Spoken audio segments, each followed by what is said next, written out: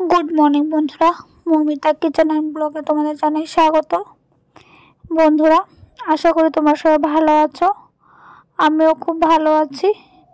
তো বড়দের প্রণাম আর ছোটদের অনেক অনেক ভালোবাসা জানিয়ে আজকের ভিডিওটা শুরু করছি।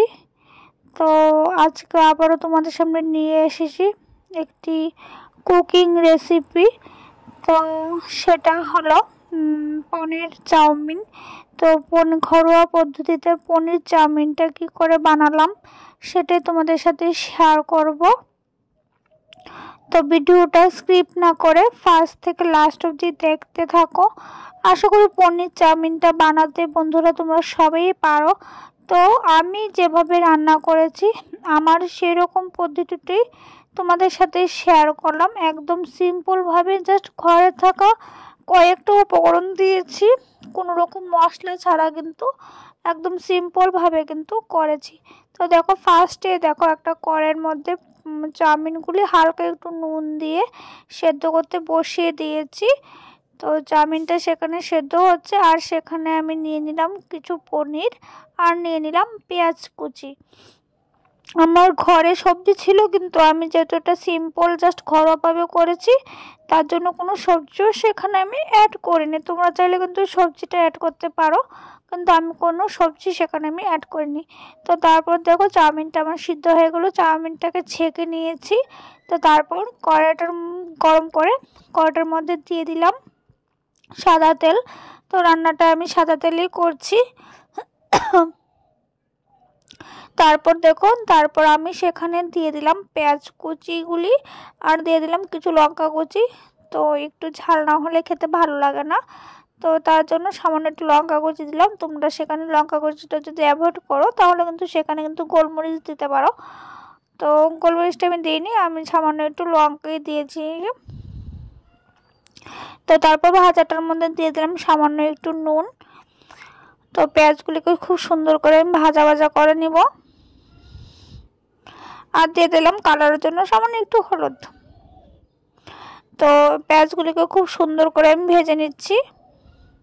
বন্ধুরা, আমার চ্যানেলে তোমরা যদি নতুন সদস্য হয় তো অবশ্যই আমার চ্যানেলটিকে সাবস্ক্রাইব করে দিও।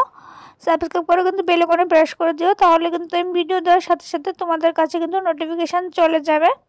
আর আমার ভিডিওটি যদি তোমাদের ভালো লেগে থাকে অবশ্যই কিন্তু বন্ধুরা একটা লাইক করে দিও। তোমাদের একটি লাইক কিন্তু আমার কিন্তু পরবর্তী বানানোর কিন্তু অনেকটা কিন্তু উৎসাহ বাড়ায়। তো দেখো বন্ধুরা, আমার মানে পেঁয়াজ আর মরিচগুলি কিন্তু ভাজা হয়ে গেল। তো এখন কিন্তু আমি এখানে দিয়ে দিলাম সেদ্ধ করা যে চাউমিনগুলি ছিল সেই চাউমিনগুলি।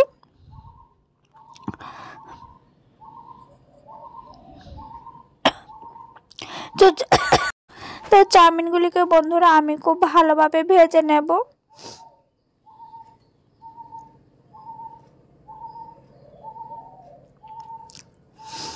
চাউমিনগুলি কিন্তু সেদ্ধ করে আমি ঠান্ডা জল দিয়ে লবণের সাথে সাথে ধুয়ে নিয়েছিলাম, তার জন্য এগুলি একটু ছাড়া আছে। তেল দিতে হবে না, জাস্ট চাউমিনগুলি যখন সেদ্ধ করে যখন ছাকবে তখন কিন্তু একটু ঠান্ডা জল দিয়ে ধুয়ে নিলেই চাউমিনগুলো এরকম ছাড়া থাকে।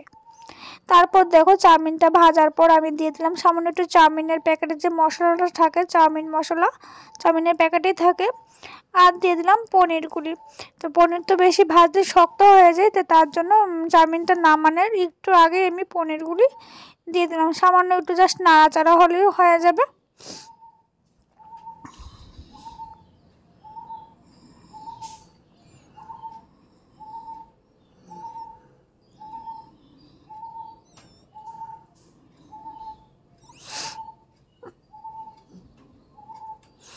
এই ছিল আমার সিম্পলভাবে পনির চাউমিনটা।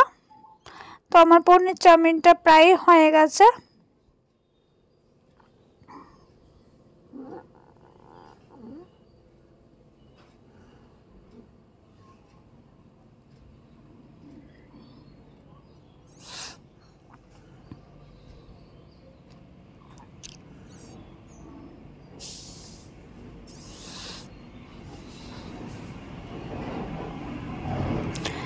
তো চাউমিনটাকে এখন হয়ে গেছে, তো আমি এখন প্লেটে নিয়ে তোমাদের সামনে সার্ভ করে দিচ্ছি।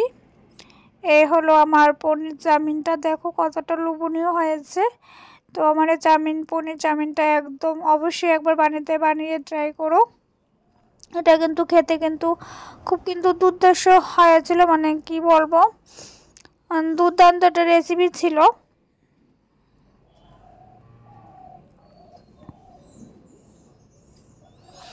তো বন্ধুরা, আজকের মতো ভিডিওটা আমি এখানেই শেষ করে দিচ্ছি। তো ফিরে আসবো নতুন একটা দিন নতুন একটা ভিডিও নিয়ে। তোমরা এইভাবে আমার পাশে থেকো, আমিও তোমাদের পাশে থাকবো। তো আবারও তোমাদের সাথে দেখা হবে অন্য কোনো ভিডিওতে। টাটা।